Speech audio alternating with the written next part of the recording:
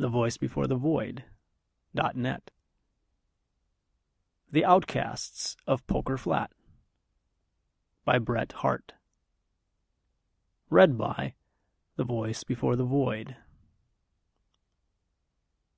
As Mr. John Oakhurst, gambler, stepped into the main street of Poker Flat on the morning of the 23rd of November, 1850, he was conscious of a change in its moral atmosphere since the preceding night.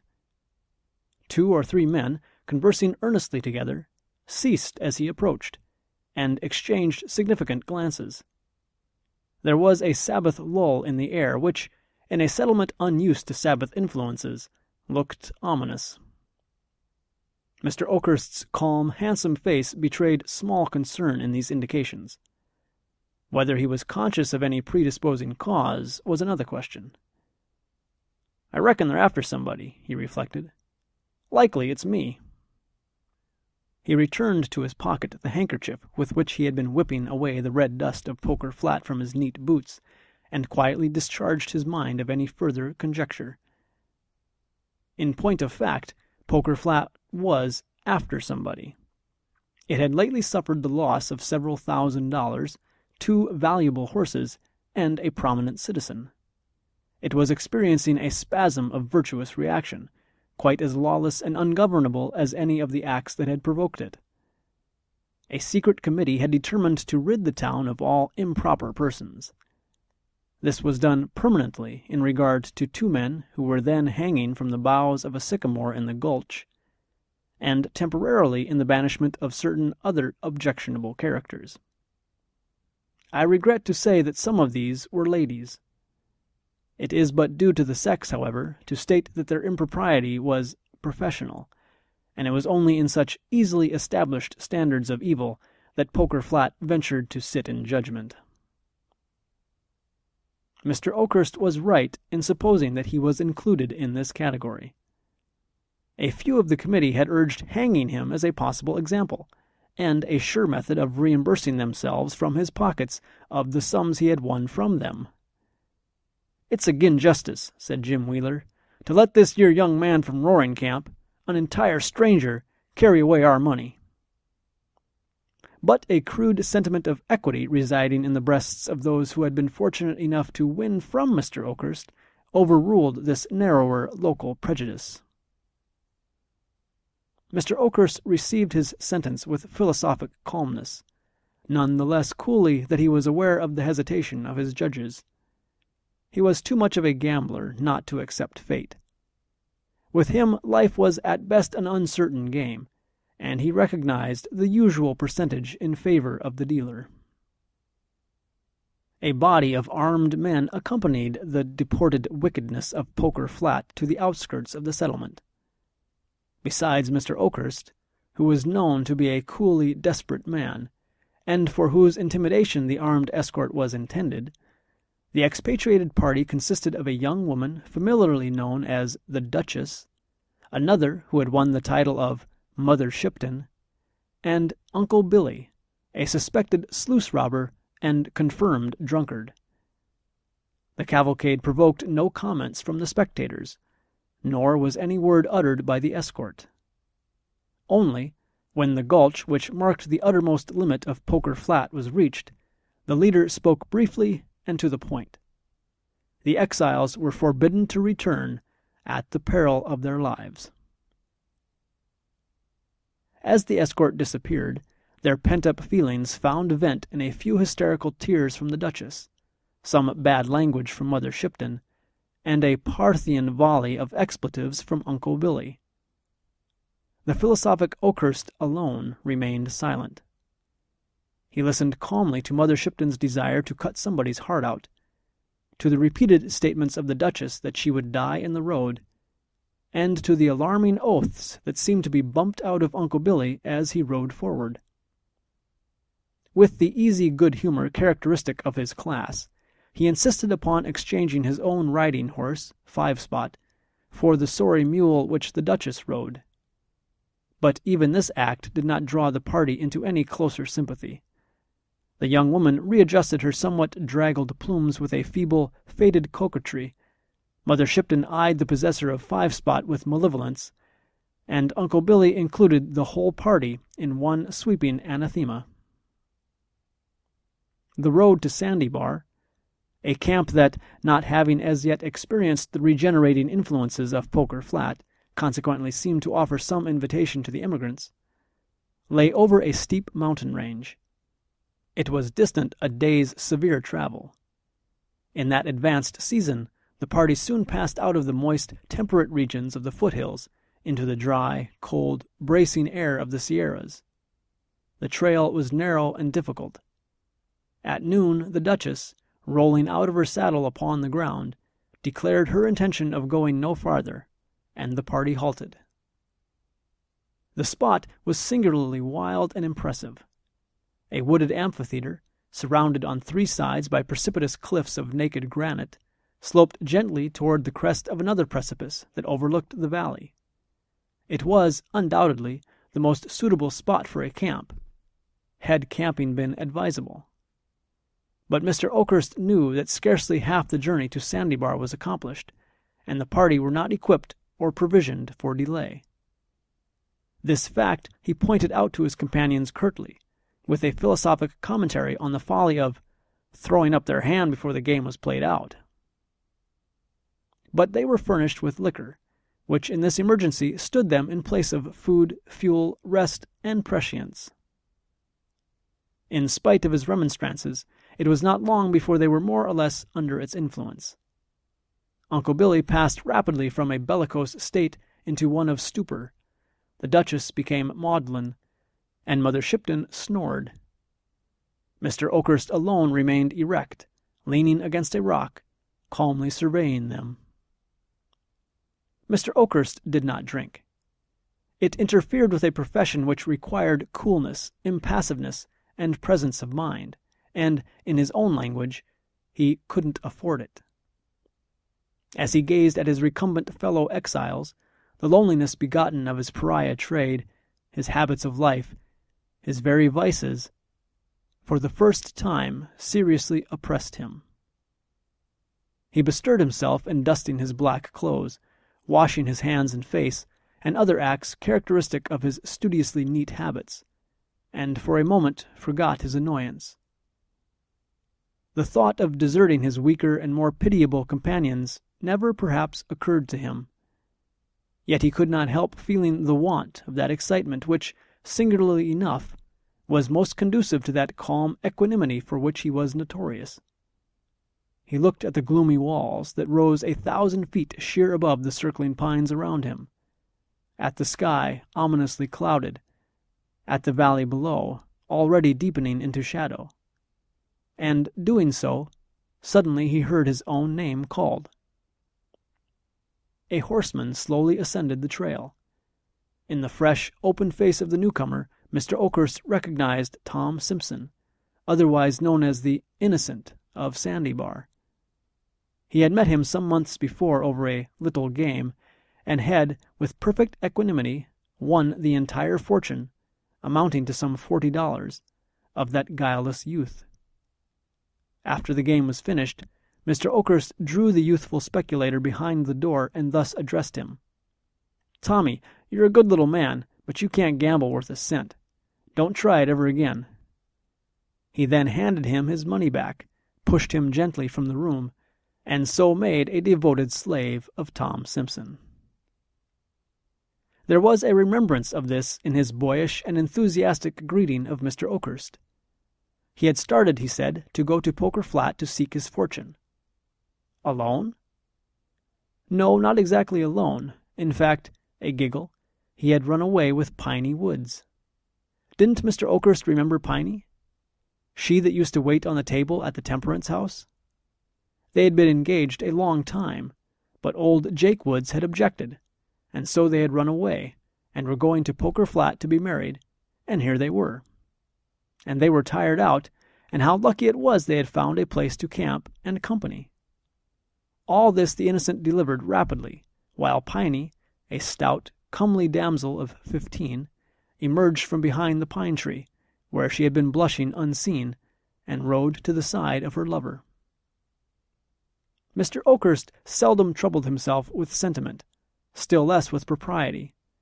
but he had a vague idea that the situation was not fortunate. He retained, however, his presence of mind sufficiently to kick Uncle Billy, who was about to say something, and Uncle Billy was sober enough to recognize in Mr. Oakhurst's kick a superior power that would not bear trifling. He then endeavored to dissuade Tom Simpson from delaying further, but in vain. He even pointed out the fact that there was no provision, nor means of making a camp. But, unluckily, the innocent met this objection by assuring the party that he was provided with an extra mule loaded with provisions, and by the discovery of a rude attempt at a log house near the trail. "Piney can stay with Mrs. Oakhurst," said the innocent, pointing to the Duchess, "and I can shift for myself."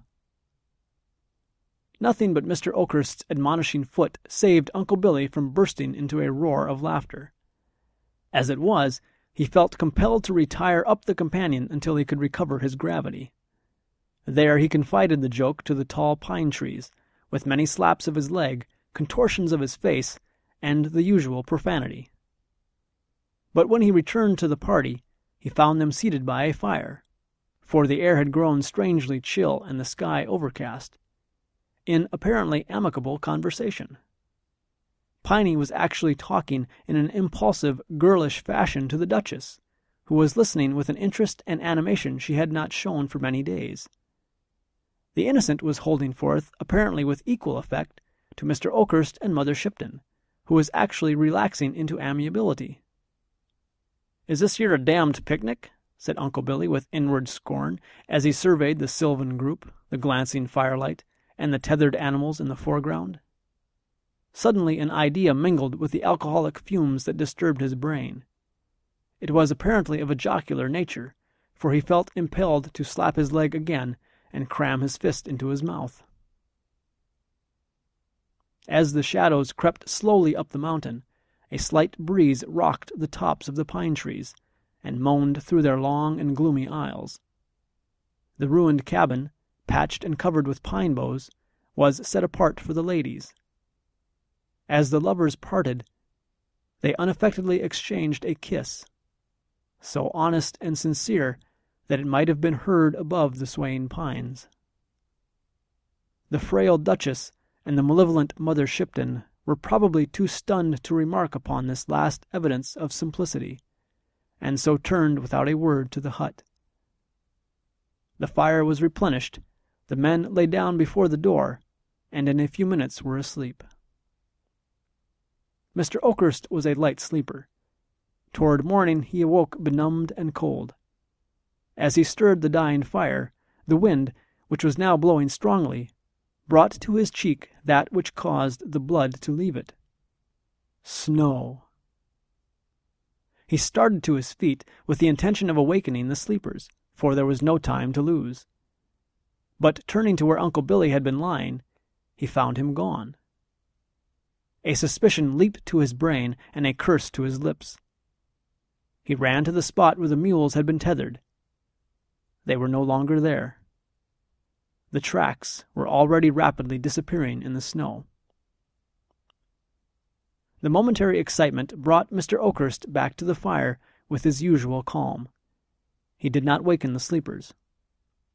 The innocent slumbered peacefully, with a smile on his good-humored, freckled face. The virgin Piney slept beside her frailer sisters as sweetly as though attended by celestial guardians.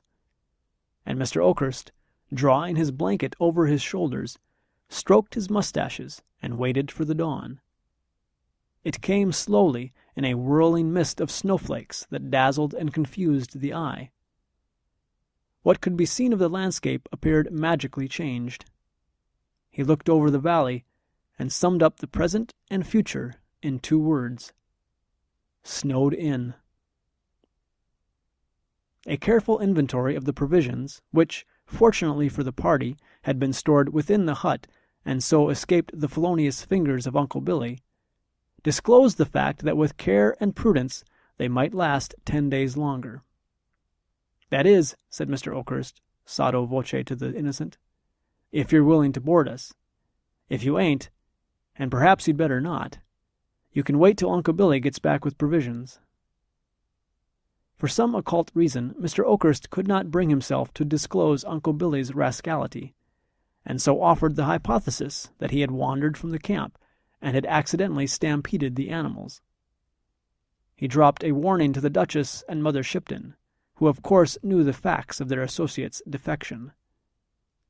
"They'll find out the truth about us all when they find out anything," he added significantly, "and there's no good frightening them now."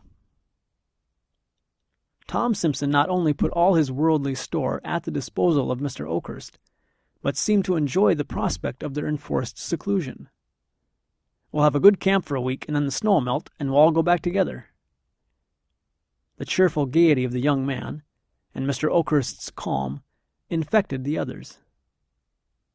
The Innocent, with the aid of pine boughs, extemporized a thatch for the roofless cabin, and the Duchess directed Piney in the rearrangement of the interior with a taste and tact that opened the blue eyes of that provincial maiden to their fullest extent.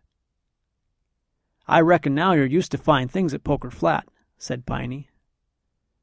The Duchess turned away sharply to conceal something that reddened her cheeks through its professional tint, and Mother Shipton requested Piney not to chatter. But when Mr. Oakhurst returned from a weary search for the trail, he heard the sound of happy laughter echoed from the rocks. He stopped in some alarm, and his thoughts first naturally reverted to the whiskey, which he had prudently cached. "And yet it don't somehow sound like whiskey," said the gambler. It was not until he caught sight of the blazing fire through the still blinding storm and the group around it that he settled to the conviction that it was square fun. Whether Mr. Oakhurst had cached his cards with the whiskey as something debarred the free access of the community, I cannot say. It was certain that, in Mother Shipton's words, he didn't say cards once during that evening. Haply the time was beguiled by an accordion, produced somewhat ostentatiously by Tom Simpson from his pack. Notwithstanding some difficulties attending the manipulation of this instrument, Piney Woods managed to pluck several reluctant melodies from its keys, to an accompaniment by the Innocent on a pair of bone castanets. But the crowning festivity of the evening was reached in a rude camp-meeting hymn, which the lovers, joining hands, sang with great earnestness and vociferation. I fear that a certain defiant tone and Covenanter's swing to its chorus, rather than any devotional quality, caused it speedily to infect the others, who at last joined in the refrain. "I'm proud to live in the service of the Lord, and I'm bound to die in his army." The pines rocked, the storm eddied and whirled above the miserable group, and the flames of their altar leaped heavenward, as if in token of the vow. At midnight the storm abated, the rolling clouds parted, and the stars glittered keenly above the sleeping camp. Mr. Oakhurst, whose professional habits had enabled him to live on the smallest possible amount of sleep, in dividing the watch with Tom Simpson, somehow managed to take upon himself the greater part of that duty. He excused himself to the Innocent by saying that he had often been a week without sleep. "Doing what?" asked Tom. "Poker," replied Oakhurst sententiously. "When a man gets a streak of luck, he don't get tired.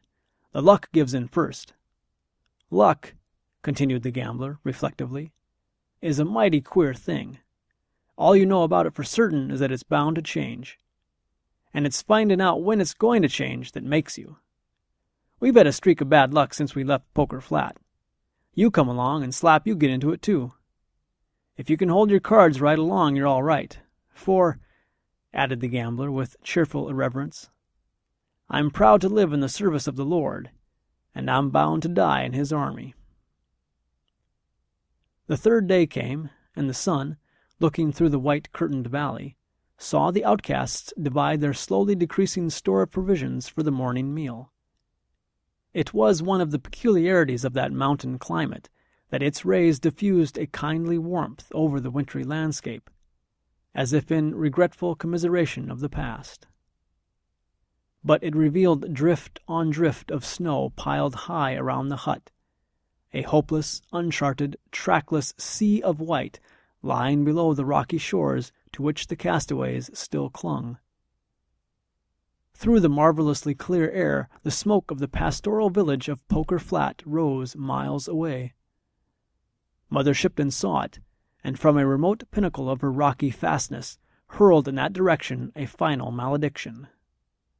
It was her last vituperative attempt, and perhaps for that reason was invested with a certain degree of sublimity. It did her good, she privately informed the Duchess. Just you go out there and cuss and see.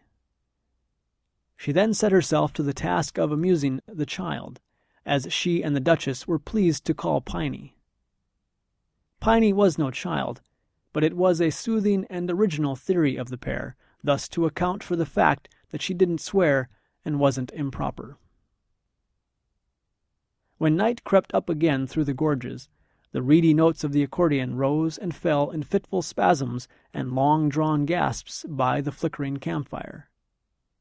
But music failed to fill entirely the aching void left by insufficient food, and a new diversion was proposed by Piney: storytelling.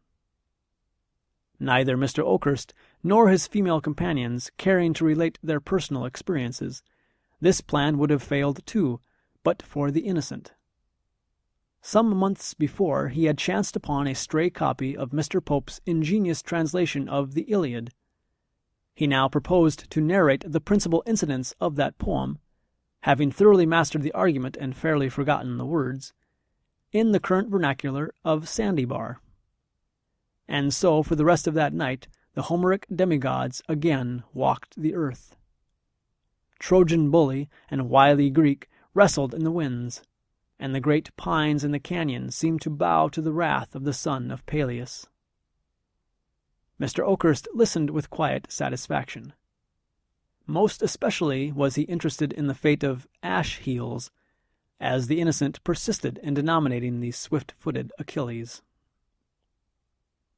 So, with small food and much of Homer and the accordion, a week passed over the heads of the outcasts.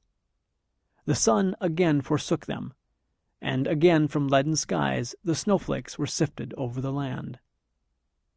Day by day, closer around them drew the snowy circle, until at last they looked from their prison over drifted walls of dazzling white that towered 20 feet above their heads. It became more and more difficult to replenish their fires, even from the fallen trees beside them, now half hidden in the drifts. And yet no one complained. The lovers turned from the dreary prospect and looked into each other's eyes, and were happy. Mr. Oakhurst settled himself coolly to the losing game before him. The Duchess, more cheerful than she had been, assumed the care of Piney. Only Mother Shipton, once the strongest of the party, seemed to sicken and fade. At midnight on the 10th day she called Oakhurst to her side. "I'm going," she said in a voice of querulous weakness. "But don't say anything about it. Don't waken the kids. Take the bundle from under my head and open it." Mr. Oakhurst did so. It contained Mother Shipton's rations for the last week, untouched. "Give 'em to the child," she said, pointing to the sleeping Piney. "You've starved yourself," said the gambler.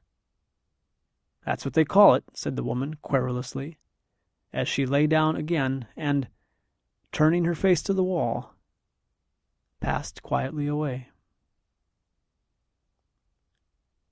The accordion and the bones were put aside that day, and Homer was forgotten. When the body of Mother Shipton had been committed to the snow, Mr. Oakhurst took the innocent aside and showed him a pair of snowshoes, which he had fashioned from the old pack-saddle. "There's 1 chance in 100 to save her yet," he said, pointing to Piney. "But it's there," he added, pointing toward Poker Flat. "If you can reach there in 2 days, she's safe." "And you?" asked Tom Simpson. "I'll stay here," was the curt reply. The lovers parted with a long embrace. "You're not going too," said the Duchess, as she saw Mr. Oakhurst apparently waiting to accompany him. "As far as the canyon," he replied. He turned suddenly and kissed the Duchess, leaving her pallid face aflame and her trembling limbs rigid with amazement. Night came, but not Mr. Oakhurst. It brought the storm again and the whirling snow. Then the Duchess, feeding the fire, found that someone had quietly piled beside the hut enough fuel to last a few days longer. The tears rose to her eyes, but she hid them from Piney. The women slept but little. In the morning, looking into each other's faces, they read their fate. Neither spoke, but Piney, accepting the position of the stronger, drew near and placed her arm around the Duchess's waist. They kept this attitude for the rest of the day.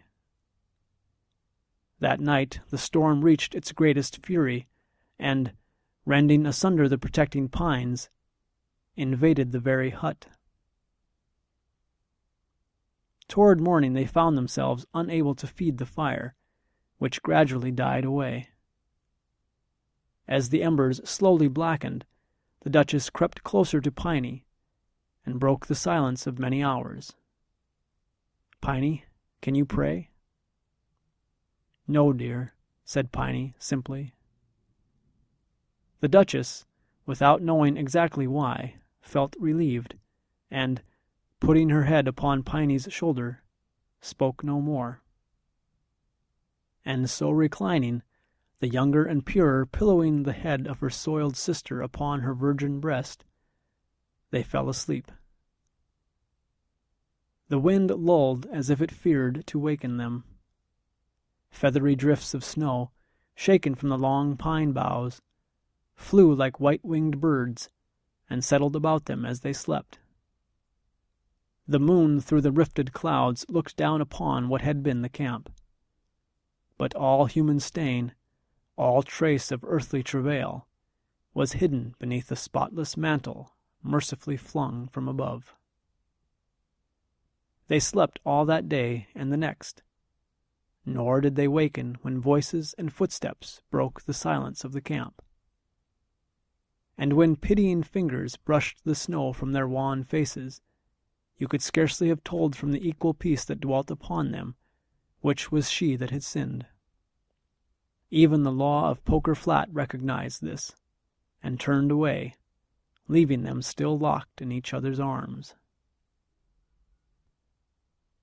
But at the head of the gulch, on one of the largest pine trees, they found the deuce of clubs pinned to the bark with a bowie knife. It bore the following, written in pencil, in a firm hand: "Beneath this tree lies the body of John Oakhurst, who struck a streak of bad luck on the 23rd of November, 1850, and handed in his checks on the 7th December, 1850. And pulseless and cold, with a derringer by his side and a bullet in his heart, though still calm as in life, beneath the snow lay he who was at once the strongest and yet the weakest of the outcasts of Poker Flat."